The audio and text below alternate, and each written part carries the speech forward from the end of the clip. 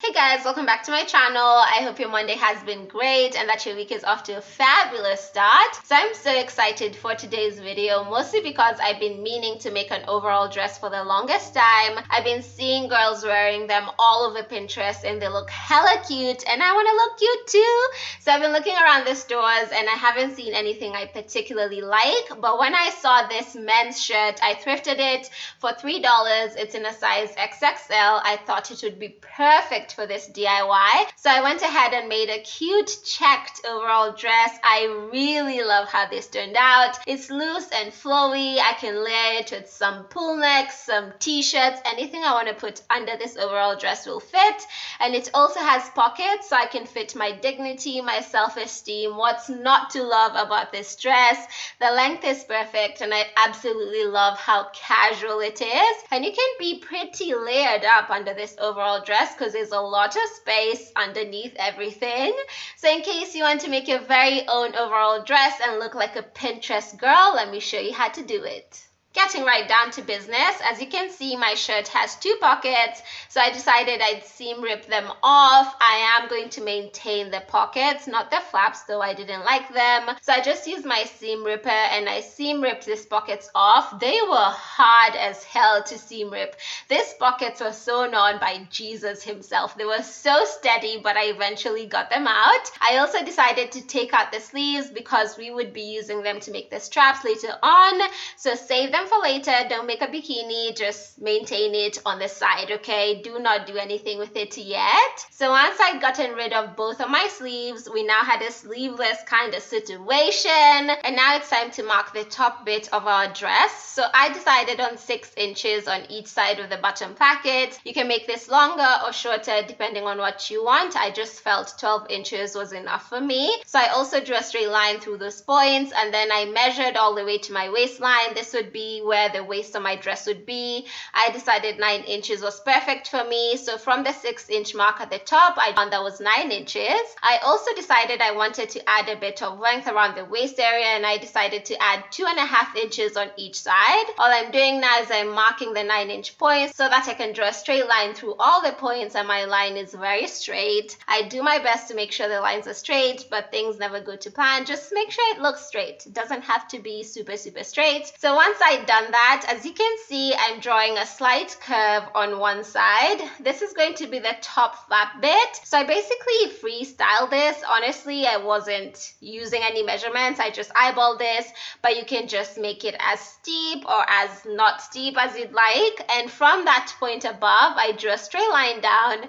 Originally, I was going to cut this straight down, but I decided that was a bad idea. So I went back to the bottom bit, got rid of the curved edge. So as you can see, I'm just cutting off the excess bit of fabric because my shirt did have a curved edge at the bottom. If yours does not, you can obviously skip this step. And then I marked 4 inches from the straight line we'd drawn previously. So I decided 4 inches would be enough for me to maximize the fabric I had. And through that point, I just drew a straight line up to join the point at the waistline. So I honestly engineered things here. You just have to make sure your line is straight because you don't want your dress looking funny. So I just made sure that my line was as straight as possible. I had to adjust the curves at the top for some areas, but that's completely fine. A girl's gotta do what a girl's gotta do. So just make sure your lines are straight. And as you can see, we have an overall dress kind of shape going on. And now we're just going to cut through all the lines we drew, all the curves, and you're going to have your basic shape for your dress. So I cut through this carefully. I did not leave a seam allowance because my dress was already quite loose and I did not feel the need for a seam allowance. But in case you feel like you're really squeezed on fabric, just make sure you leave adequate seam allowance. That way your dress is not too tight and looks a bit funny, okay? Unless that's what you want. If you want it to be tight, let no one tell you how to live your life. You wear what you want, you eat what you want, and you do what you want because it's a free world, okay? So all I'm doing now is I'm just taking my sweet time and cutting out the shape of my dress. And once I was done, we now have an overall dress shape. As you can see, you're honestly basically done. You just need to fine tune this piece. So now I decided I'd add my pockets, mostly because I wanted pockets. Who does not like pockets? So I decided to measure 2 inches from the bottom, 1 inch from the bottom pocket on each side. That way my pockets would be equally placed and they did not look wonky at all. And then I made sure to match them up such that they match the pattern on my shirt and everything looked nice and even. Everything looked like it was where it was meant to be. No one was showing up to the family gathering without an invitation. I was making sure these pockets were fitting right into place. So I basically pinned them in place using as many pins as I could possibly fit into this small pocket. And then now you're just going to do a straight stitch all the way around just to make sure that your pockets stay intact and everything is nice and it's actually functional. So moving on to the sewing machine, I just did a basic straight stitch, and when you get to a point where you need to turn, just lift your presser foot, align everything at the bottom, put it back down, and then continue sewing. So you're going to do one continuous straight stitch from one side to the other end. Make sure you don't break that stitch. You want this pocket to look professional, which is something we're always about on this channel. So do your best and sew as straight, as close to the edge, and as beautifully as you can, and I promise you your pocket will come out looking beautiful. So as you can see, mine was imperfect, but hey, it was functional, and at this point beauty is what's on the inside. Okay, so at this point I decided to work on the back piece, so I marked the inside because I did not want to confuse the two sides, and then from the top I marked 4 inches. I wanted the back to be a bit shorter than the front, hence me marking off and drawing a line and then cutting off the excess fabric. So I cut away 4 inches of fabric, and now as you can see we have a back piece. So I'm now going to serge all the raw edges I have on both my pieces. So that's the top of the top bit, of the front bit basically. I'm going to serge the top, the sides, and the bottom of each piece. So if you don't have a serger, just use an overlock stitch or a zigzag stitch and you will be fine. This is to just prevent the fabric from fraying. That way when you wash it, everything stays nice and pretty. So as you can see, I'm just showing you all the edges that I serged, and as you can see, it's nice and serged. I'm still learning how to use my serger, so if it's not perfect, don't judge me. And this is the back piece as well. As you can see, everything is nice and serged, including the bottom. And now it's time to move on to joining the pieces together. So with the right sides kissing, I'm just pinning the 2 pieces together on both sides, and this is going to make sure your dress is an actual dress. It's not gaping, it's not fluttering around, everything is nice and covered up. So once I pinned both sides, I decided it would be best to actually hem all the raw edges before you sew up the sides, because working around curves is a bit tricky. So as you can see, I'm just folding in my fabric once, pinning it in place, and then I'm just going to sew a straight stitch to put this people down to sleep. Okay, so if you have no serger, you don't want to do an overlock stitch or a zigzag stitch, you can basically just double roll your fabric, tuck it in, and sew a straight stitch across. Whatever you like, it's a matter of doing what you find easiest. So if that's what you want to do, go ahead and do that. No one's judging you. It's a judgment-free zone, and that's how we live here, baby. So as you can see, I just took my sweet time and folded in all the edges, and I'm just going to do a basic straight stitch across all the points I folded in. So you want this to be nice and neat, and everything will look clean on the outside. So I just moved on to my sewing machine, did a basic straight stitch. So I did decide to do a continuous straight stitch all across the top bits and the bottom bits. As you can see, I'm just lifting my presser foot and I'm not ending my stitch. I'm just continuing and finishing off everything.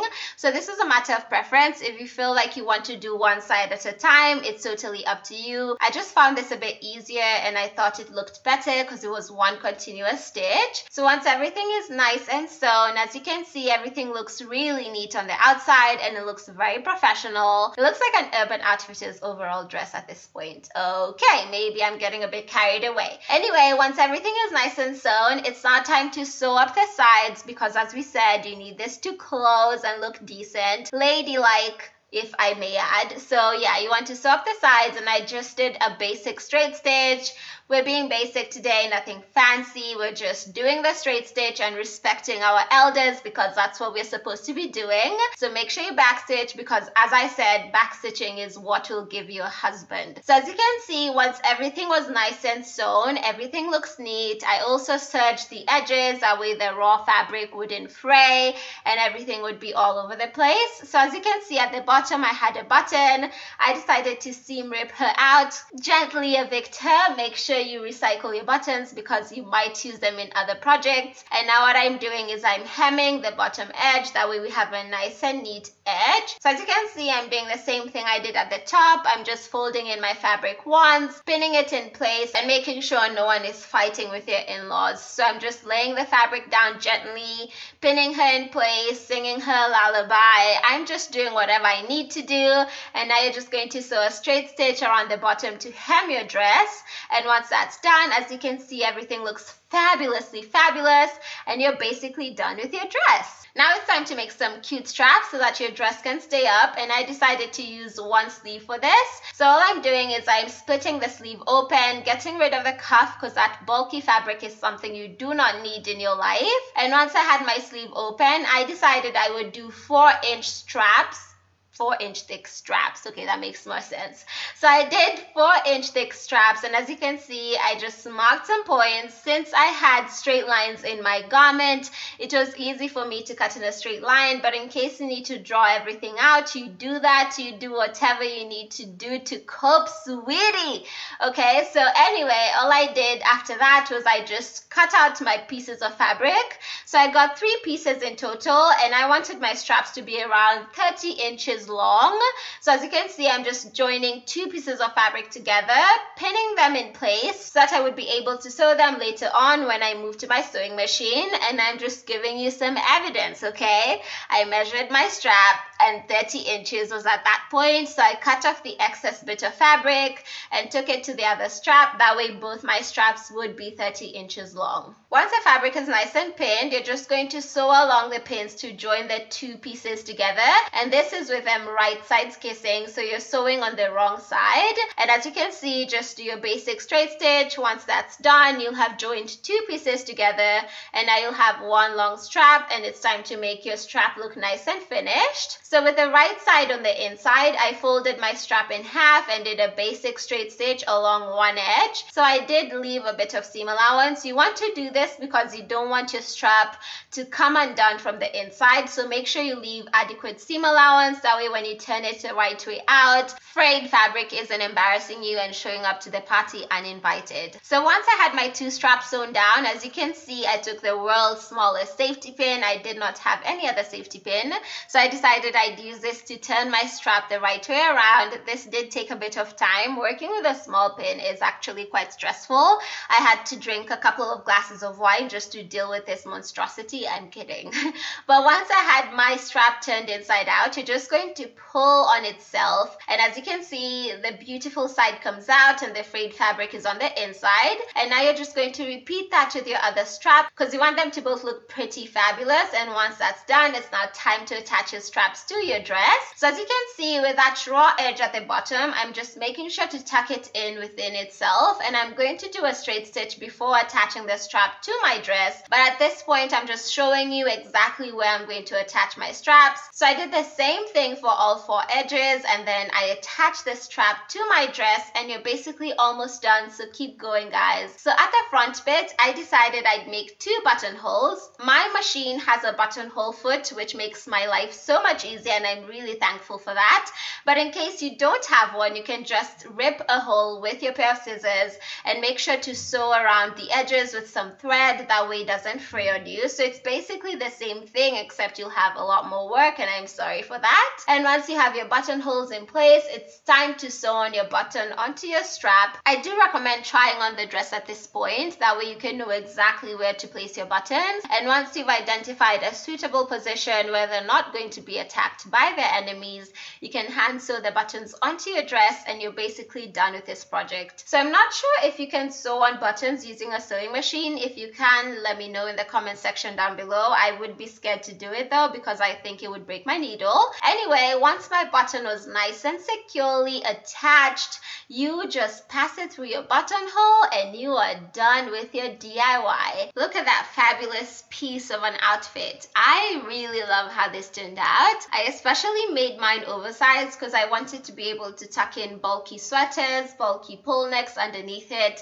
and I think it turned out perfect. And the fact that this dress has pockets is just so beautiful. Anyway, I really hope you guys enjoyed watching this video. I really did enjoy making it, and I have a beautiful new addition to my closet, and I think this dress is so cute. You can wear it in the summer, you can wear it in the winter with a pair of stockings and heavy sweaters, and you will look so fabulous, especially with a pair of boots. Oh, I can just imagine it. The possibilities are endless. So I really hope you guys try this DIY. If you do, tag me on Instagram. It is always linked in the description bar down below. Other than that, I hope you guys have a fabulous week ahead, and I'll see you in my next one.